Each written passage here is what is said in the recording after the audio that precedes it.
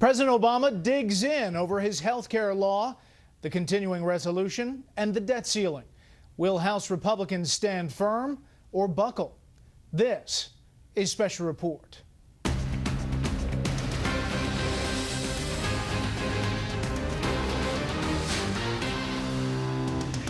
Good evening, I'm Brett Baer. President Obama has very clearly put the advance blame on House Republicans if a deal on a new spending plan cannot be reached and the government shuts down next week. And today's action in the Senate has put the House back on the clock. We have Fox team coverage tonight. Wendell Goler's at the White House on the consequences of a possible government shutdown.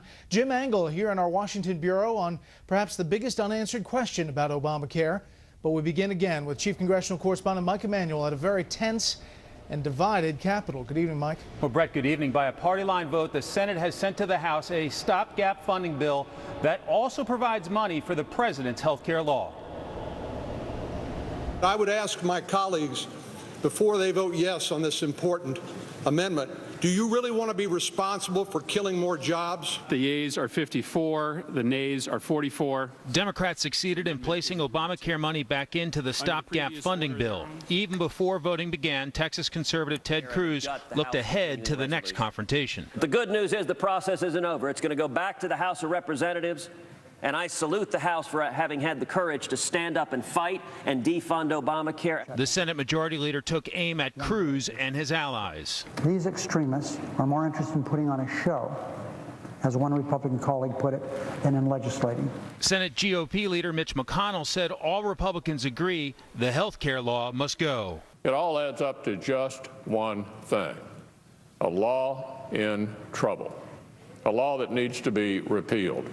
That's the goal of every member of the Republican conference here in the Senate. The president appeared in the White House briefing room and drew a map for the Congress. The United States Senate, Democrats and Republicans, acted responsibly by voting to keep our government open and delivering the services the American people expect. Now it's up to the Republicans in the House of Representatives to do the same. In the House, the next play won't come until Speaker John Boehner and his leadership team meet with GOP members tomorrow. It's believed the House is leaning toward voting on a continuing resolution that would delay Obamacare a year or remove the congressional exemption, but the calendar may start to become a factor. Yesterday, the Speaker wasn't showing his cards. We're not going to have a discussion about the CR and speculate about the CR until the Senate finishes their bill. Today, House Democratic Leader Nancy Pelosi accused the Tea Party loyalists of being at war with the government. This is silly. This is maybe they didn't get some orientation on how serious the work is that we do here. Florida Republican Senator Marco Rubio says the GOP doesn't want to shut down the government. They're trying to protect real people. And the reason why I want to shut down Obamacare is because of the harm it's doing to the American middle class, to hardworking people who get up in the morning and are working hard just to try to get ahead. Adding to the tension here, Leader Reid has announced the Senate won't return until 2 p.m. on Monday, just hours before a possible government shutdown, trying to say to the House, it is the Senate bill or else. Brett? Mike Emanuel live on the Hill. Mike, thank you. President Obama seems to be digging in as this critical weekend approaches. He's standing defiant in defense of his embattled health care plan and is refusing to negotiate on a debt limit extension as well. That deadline a little more than 2 weeks away. White House correspondent Wendell Goler tells us where that leaves us tonight. This time, the president claimed the threat of a government shutdown isn't about reducing deficits, which are already falling. This time, he said, it's mostly about undoing Obamacare, and he said that's not going to happen. Those marketplaces will be open for business on Tuesday, no matter what, even if there's a government shutdown. That's a done deal. Mr. Obama urged Republican lawmakers to consider the impact of a shutdown on an economy that's still recovering too slowly. And that's why many Republican senators and many Republican governors have urged Republicans to knock it off, pass a budget, and move on. As he spoke, federal agency heads indicated more than a third of the nation's 2.1 million federal workers would stay home if there's no agreement.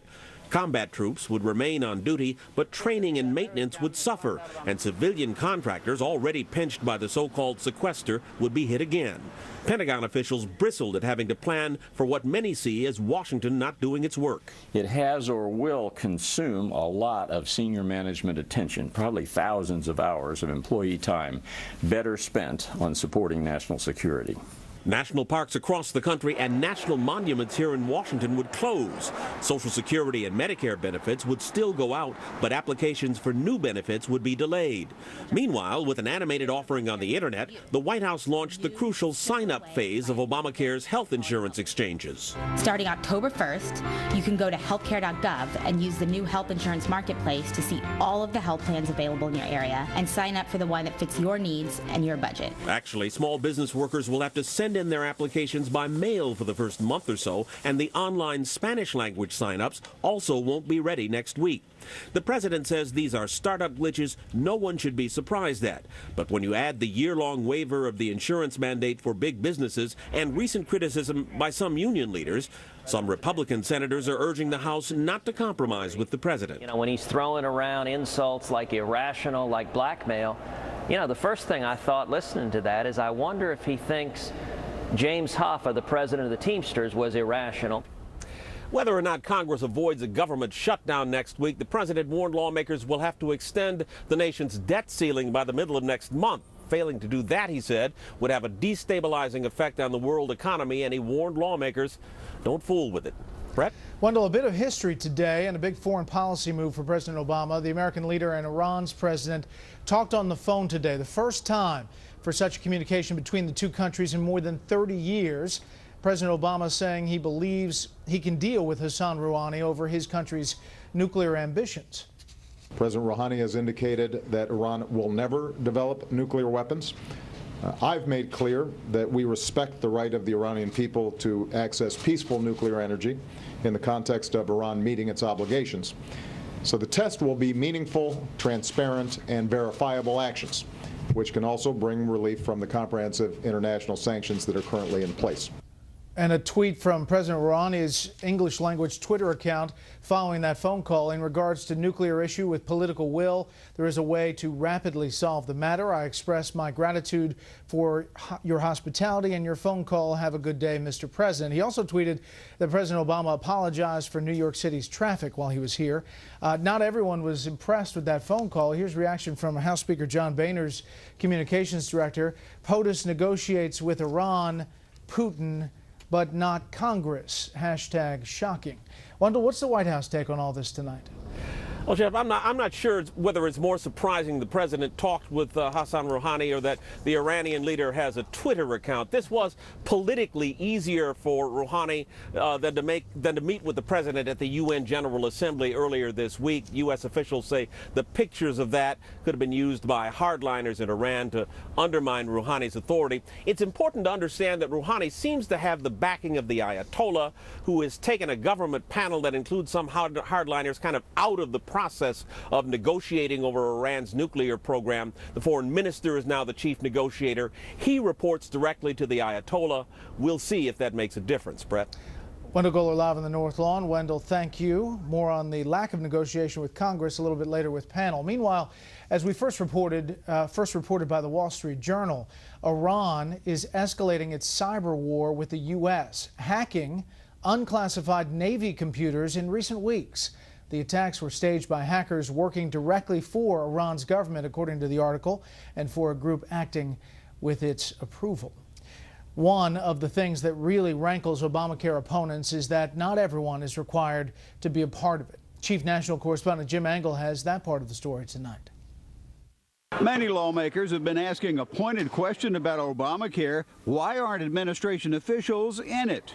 If it is something that the White House and the administration is saying this is great for the American people, then they need to come be a part of it. If the president thinks this is such a great idea, then it should apply to him and his political appointees as well. You know, it'd be like going to a restaurant saying this is a fine dining restaurant, but the chef doesn't want to eat the food he prepared for you. In fact, Representative McCall introduced a measure to force key members of the administration into Obamacare to eat their own cooking, if you will. Similar efforts also underway in the Senate.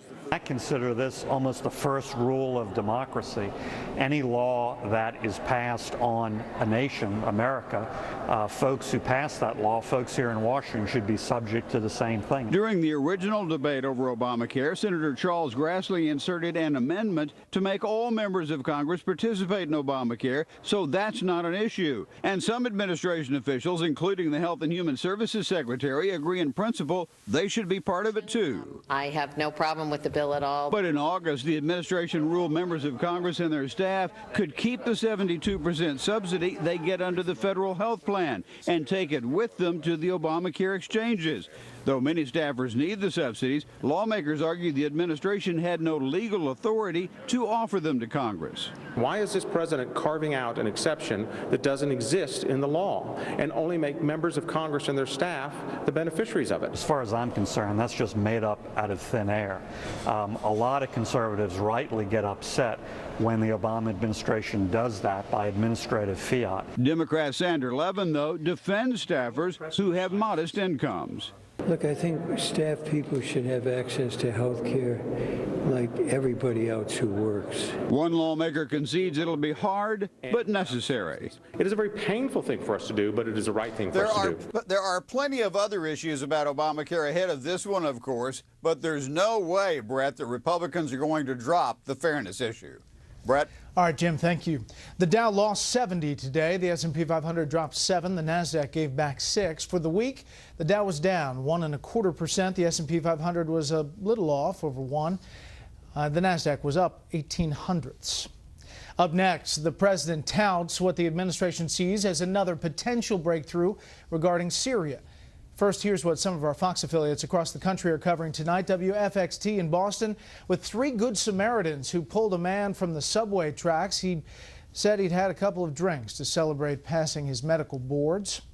WAGA in Atlanta with the indictment of a powerful Republican State Senator Dan Balfour on charges of abusing his expense account. He admits making some mistakes on the reports.